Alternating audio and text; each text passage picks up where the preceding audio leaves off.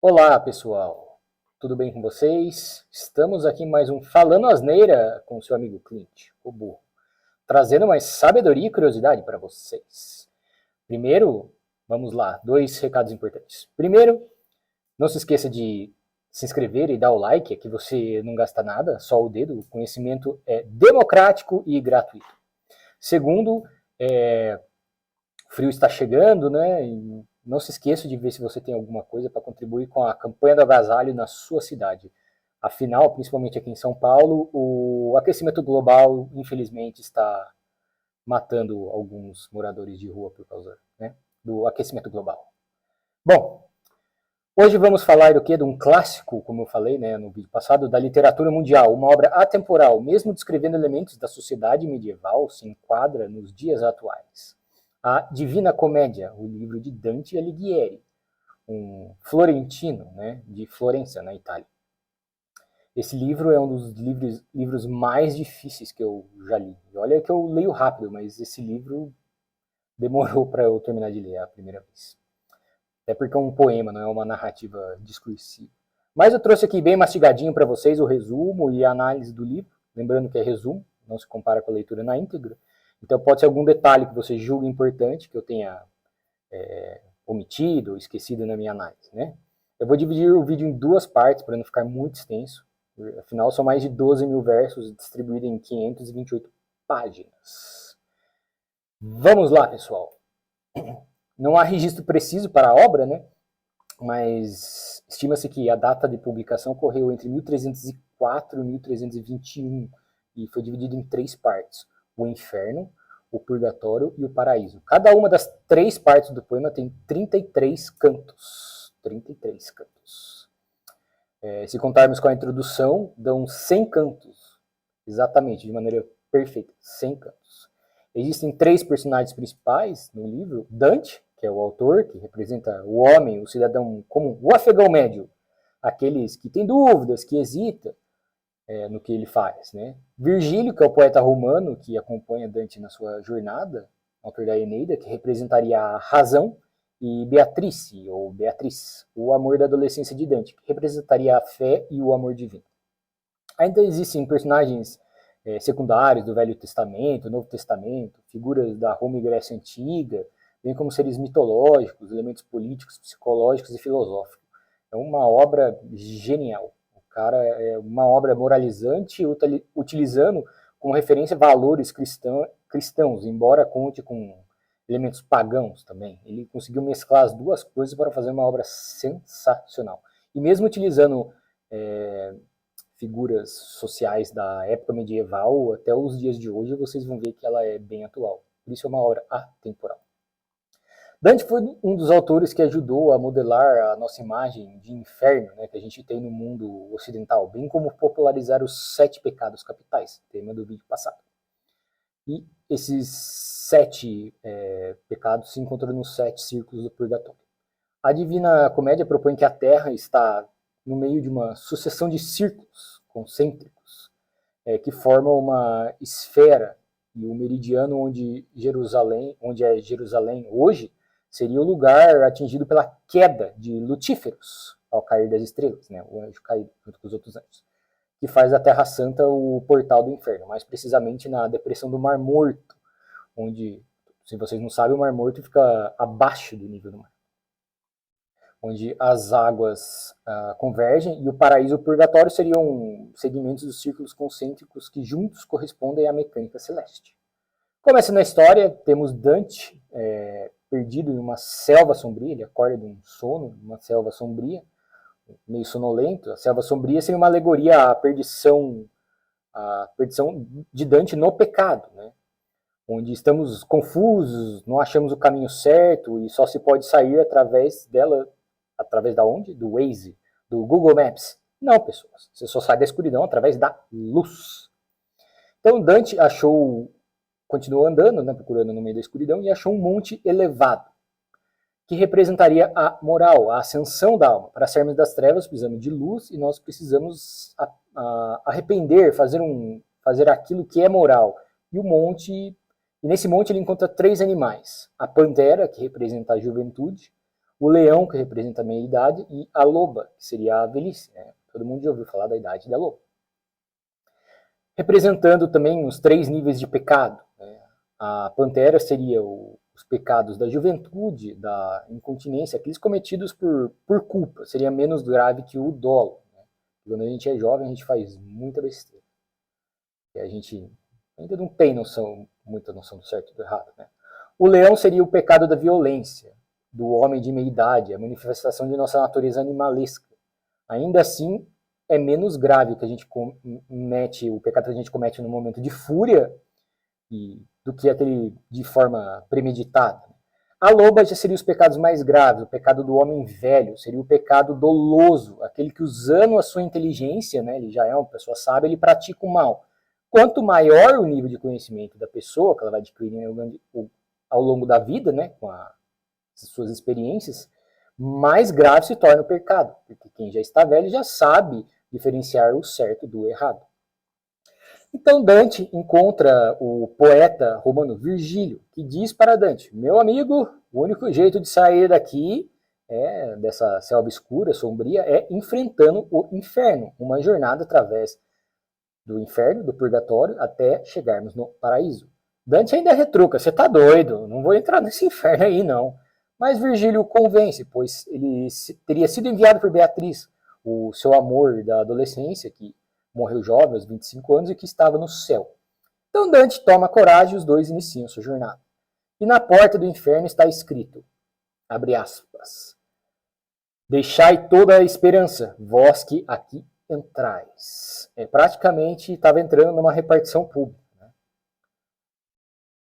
Essa foi boa, hein? Quem nunca entrou numa repartição pública e teve que abandonar toda a esperança, né? Você entra achando que vai resolver o seu problema lá e o pessoal só manda você voltar, vai na seção tal, vai na seção Y. Não, seu problema é você tem que descer no 3º andar. Não, é no 5º andar. Você vai no 5º andar, te manda pro 8º andar. Aí você tem que trazer a cópia de um documento, desse traz. Eles falam, não, mas não é esse outro documento, é o outro. Não, mas você tem que trazer a certidão de casamento atualizada. Então, realmente, quando a gente entra numa repartição pública, a gente tem que abandonar toda a esperança. E a esperança de sair cedo de lá, né? Ou com o problema resolvido. Bom, vamos lá. A porta do inferno não tem chave, não tem tranca, não tem cadeado. Uma vez ali, ninguém pode sair. O que isso quer dizer? Que a alma só tem livre-arbítrio quando estamos vivos. A ida ao céu, ao inferno, é decidida pelo que nós fizemos em vida. Após a morte, perdemos a capacidade de raciocinar, de tomar decisões e até de mentir. Tem a frase do filme Gladiador, que a gente assistiu, abre aspas, o que fazemos na vida ecoa na eternidade. Então, cuidado com as suas escolhas em vida, pessoal. Vamos tentar levar uma vida plena. Não é uma vida casta e santidade, ninguém é santo. Mas vamos tentar fazer boas escolhas, né? Seguindo, eles adentram no vestíbulo do inferno, que é uma espécie de antessala, onde estão os mortos que não podem ir nem para o céu, nem para o inferno. São as almas que não podem ser recompensadas nem negativamente, nem positivamente. É a morada dos indecisos e covardes, aqueles que passam a vida em cima do muro, né? Tipo o PMDB. Aí vocês pensam, beleza, deve ser um lugar neutro, então não deve ser frio nem quente, né? Já que não é inferno nem céu. Vai nessa. Não é bem assim. Ali os covardes são obrigados a correr em filas, né, um atrás do outro, atrás de uma bandeira, algo que representaria algo que se deveria ter lutado, né? Enquanto eles lutam, né, correm atrás pela eternidade, né, durante algo a se lutar, são picados por vespas e moscões, enquanto os vermes roem as suas pernas. É uma linguagem bem forte que Dante usa para descrever as coisas. E entre o vestíbulo do inferno, nessa antessala, e o primeiro círculo do inferno, está o rio Aqueronte, onde fica o mitológico barqueiro Caronte. Aí você já vê que eles misturam a mitologia, né, com a teologia cristã, né, católica. Segundo a mitologia greco-romana, eles colocavam uma moeda de ouro, prata, sobre os olhos dos mortos, né, ou na língua, né, na boca dos mortos, para apagar exatamente o barqueiro Caronte. Senão a alma não podia ir até os Campos Elíseos, né, que seria o céu, o greco-romano. E o barqueiro reclama com Dante, falando que ele está meio acima do peso. Você está meio acima do peso, hein, meu amigo? Meu barco não vai te aguentar levar, não. Né? É claro, o Dante é muito pesado, o barco do Caronte. Ele estava vivo, cáspita. Ele não era uma alma desgarrada, né? Porém, Virgílio, com toda a sua sabedoria e razão, adverte o mitológico barqueiro que a travessia através, né, do Rio dos Mortos no seu barco é obrigatória, devido à ordem celeste. Para entrar no mundo dos mortos, você tem que atravessar o rio Aqueronte no barco do Caronte. E através desse barco, Virgílio e Dante atravessam, né, esse rio e chegam ao primeiro círculo do inferno, o inferno propriamente dito. O inferno de Dante é dividido em 9 círculos em volta do planeta. Acho que Dante não achava que a Terra era plana.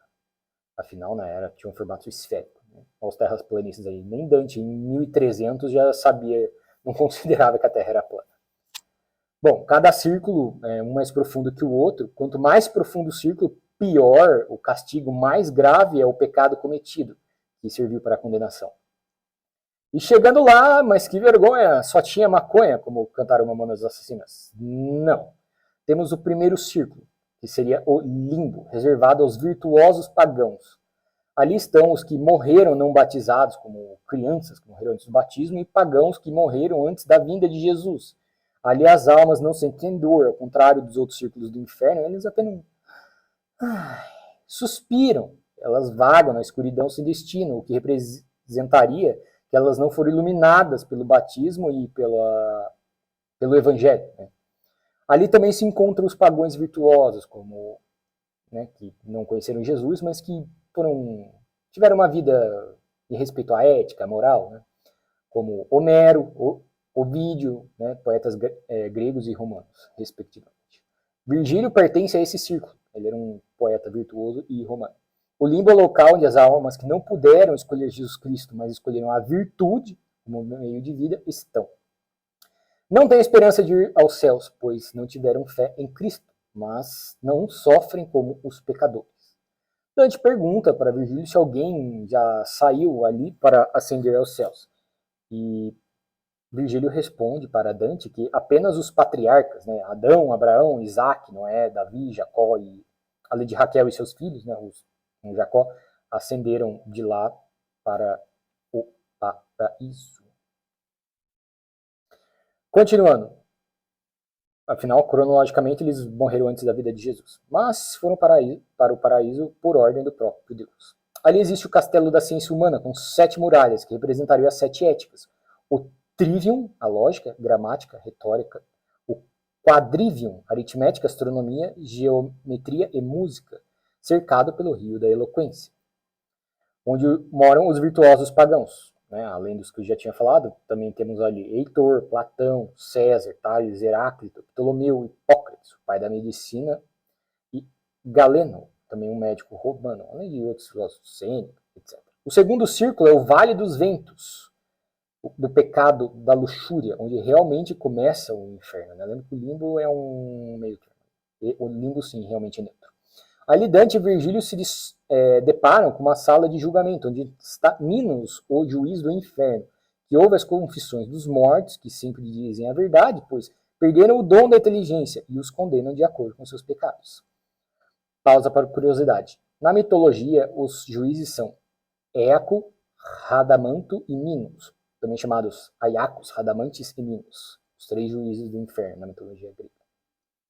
O julgamento das almas era assistido pelo próprio Hades, e conforme a sentença, seguiam para o campo do Asfódelos, né, que seria um lugar neutro, aquelas que não fizeram nem nada bom, nem nada ruim na vida, os campos elíseos, que seria o paraíso, para as pessoas que foram boas em vida, e o Tártaro, que seria o inferno, o local da punição.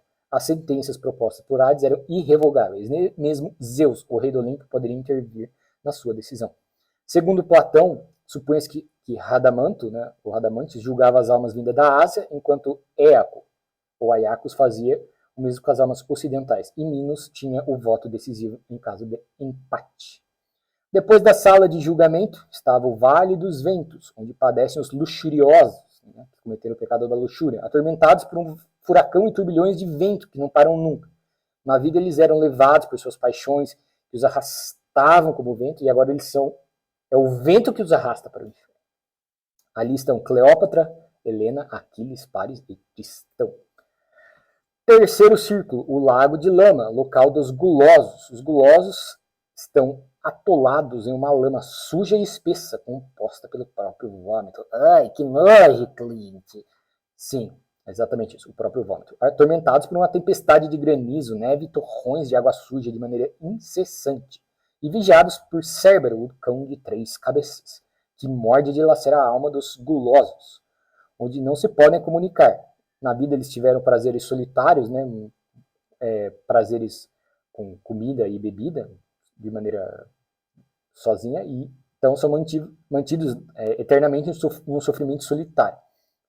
O cão de 3 cabeças representaria o apetite sem limites daqueles que comeram em vida por 3 bocas. Quarto círculo, colinas de rocha, local da ganância. Aqui estão os pródigos e avarentos, repletos de montanhas. As riquezas materiais dos gananciosos se transformaram em pesos que eles têm que empurrar uns contra os outros no meio das montanhas. Aqui habitam Plutão e Fortuna, deuses gregos da riqueza. Quinto círculo, o rio Estige, local da ira, onde vão os irosos, né? Irados, na verdade. Né? Na entrada desse círculo tem uma cachoeira de água e sangue borbulhante e fervente. Existem 2 tipos de almas que cometeram a ira. Os que se tornaram violentos e as almas que se tornaram mal-humoradas em vida, né? Aqueles rancorosos. Existem hordas de acusados de ira que se combatem, né? Se brigam, numa raiva sem fim. Né? E no fundo do rio estão os rancorosos, que reclamaram, mas nunca demonstraram sua ira. Não podem ir para a superfície, mas suas blasfêmias né, transformam em bolhas no rio. E eles acabam se engasgando com seu próprio rancor pela eternidade. Antes do círculo 6 existe uma cidade chamada Dit, ou Dis. Ali a cidade serve como uma linha divisória, né, uma divisória, entre os pecados sem intenção, os culposos e os dolosos, né, que seriam com intenção, que seriam os mais graves. No sexto círculo temos o cemitério de fogo, local dos hereges. Estão aqueles que não acreditaram em Deus e no Senhor Jesus Cristo. Os epicuristas e hedonistas estão confinados em túmulos abertos onde ardem o fogo eterno. Quanto maior a heresia, mais intensas as chamas. Temos uma referência que Dante faz à fogueira da Inquisição, onde a igreja queimava os hereges. Círculo 7, o Vale do Flegeonte, aqueles que cometeram violência. Nesses círculos, os violentos se distribuem em 3 vales. Primeiro vale, o Vale do Rio Flegeonte, para aqueles que cometeram violência contra o próximo. É um rio, não um rio de água, mas um rio de sangue fervente. Os culpados estão mergulhados no sangue quente de suas vítimas. Quanto mais mergulhados, né, na cintura, tórax, até a cabeça ou até os olhos, significa que eles foram mais violentos, né? O crime foi mais violento. E nas margens do rio temos centauros, entre eles Quiron, Nesso e Folo, que atiram flechas nas almas que tentam emergir para fora. O cara está imerso até o pescoço, tenta sair, no que ele se levanta ele toma uma flechada. Né? Porque ele está tentando fugir de sua penalidade. Os reis tiranos como Átila, Pirro, Alexandre e Dionísio têm somente a sobrancelha, né? Eles estão até aqui, né? Até os olhos para fora, dentro do sangue fervente, na verdade, né? Só a sobrancelha para cima que está fora. Os assaltantes têm somente o tórax, né? Então estão até a cintura. Os homicidas têm só a cabeça para fora do rio. Segundo, o Vale das Florestas dos Suicidas, para aqueles que praticaram violência contra si mesmo. Estes são transformados em árvores sombrias e retorcidas. Nas árvores existem as arpias, criaturas metade homem e metade águia, que se alimentam de suas folhas e frutos, né, dessas árvores, causando dor e sangramento nas árvores, que seriam a alma dos suicidas. Também ali ficam os esbanjadores, que cometeram crime contra os bens próprios, né, o próprio patrimônio, que são eternamente perseguidos por cadelas famintas, que representariam a pobreza e o desespero. O terceiro vale seria o Vale do Deserto Abominável, né, o deserto abominável. São aqueles que cometeram a violência contra o próprio Deus, os blasfemadores, né, eles cometeram blasfêmia. Né? Os urários sodomistas também estão lá. São condenados a jazer num deserto de areia quente, onde chove fogo e enxofre. Faz uma alusão, né, a Sodoma e Gomorra, a cidades que Deus destruiu com fogo e enxofre que caiu do céu. É um local estéril, sem vida e sem cor. Um mundo onde deseja-se que tenha vida, mas estão aqueles que rejeitaram tudo que Deus lhes ofereceu em vida. Oitavo círculo, Malebolg. É todo de pedra, cor de ferro, aqui estão os fraudulentos. Esse círculo é dividido em 10 fossos, ou bolges, ligados entre si por pontos. Primeiro fosso, para os rufiões e sedutores. Continuamente são açoitados por demônios. Eles exploraram as paixões dos outros e ali são levados com chicotadas a cumprir o desejo dos demônios.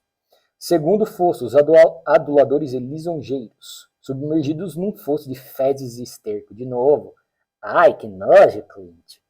Pois é, pessoas. Exploravam os outros e tiravam proveito de seus medos e desejos. Sua arma é a linguagem fraudulenta, através de raciocínios falsos que destrói a comunicação entre as pessoas, né? Aqui seriam os falsos coaches e falsos gurus da internet. Imersos nas próprias fezes e sujeiras, que representariam, né, a sujeira que eles deixaram para o mundo. Terceiro fosso, os simoníacos, traficantes de artefatos sagrados, enterrados de cabeça para baixo com pernas e pés assados por velas. Ali Dante encontra o Papa Nicolau III, que era um traficante de relíquias sagradas. Né? Quarto fosso, os adivinhos, têm a cabeça voltada para trás sem poder ver a direção para onde estão indo. Né? E suas lágrimas molham suas nádegas. Sua punição por alegarem que sabem o futuro, mas todo mundo, né, sabe que o futuro a Deus pertence. Quem nunca ouviu essa frase? Mesmo sendo ateu, você já deve ter ouvido. Quinto fosso, esse é o que vai faltar lugar, viu? Esse é pequeno, esse deve estar com uma superpopulação carcerária lá, né? Para os corruptos, os políticos, submergidos em um lago de piche espesso fervente, em vida tiraram proveito da confiança que a sociedade depositava neles. Aí como são os nossos políticos. No inferno estão submergidos em caldos quentes e escondidos, pois suas negociações eram feitas às escondidas, né? Sexto fosso, para os hipócritas, vestido de roupas pomposas e brilhantes, porém pesadas como chumbo. É o peso que não sentiram na consciência a fazerem suas maldades. Aqui está Caifás, o sacerdote que condenou Jesus, e mesmo sabendo que ele era inocente, não teve peso na sua consciência de condená-lo. Caifás fica crucificado no chão e é pisoteado pelos outros hipócritas que usam essa roupa pesada como chumbo, condenado para sofrer como Cristo sofreu pela eternidade. Sétimo fosso, para os ladrões que têm as suas vísceras roubadas por serpentes e outros répteis. É a punição por terem se apoderado do que não era seu. Oitavo fosso, os maus conselheiros, envoltos por chamas e oceano de lava. Na vida introduziram os outros no mundo das fraudes. Nono fosso, os semeadores de discórdia, dividido em 3 tipos: os criadores de cisma religiosa, instigadores de conflitos sociais. Aí quem tenta ficar dividindo a sociedade, né? Um grupinho tal, grupinho outro, né? Cuidado. E a desunião familiar seria o terceiro, né? São esfaqueados por demônios que os punem com mutilações em partes dos corpos. Suas vísceras estão para fora, ou perdem suas orelhas, ou membros, ou nariz. Coisa terrível. 10º e último fosso, os falsificadores, cobertos por pestilência e doenças, aqueles que falsificaram remédios e comida, constroem prédios de baixa qualidade, qualquer tipo de falsificação. Seus corpos apodrecem em vida pela eternidade. Último círculo, o mais profundo, seria do inferno, né? Seria o 9º círculo, seria reservado aos traidores, onde se encontra o próprio Lutíferos. Esse vai ficar para o próximo vídeo, pessoas. Afinal, o vídeo já está com quase 25 minutos. Juntamente com o Purgatório e o Paraíso. Né? Um grande abraço e até a próxima. Não percam continuação da análise da Divina Comédia. Tchau!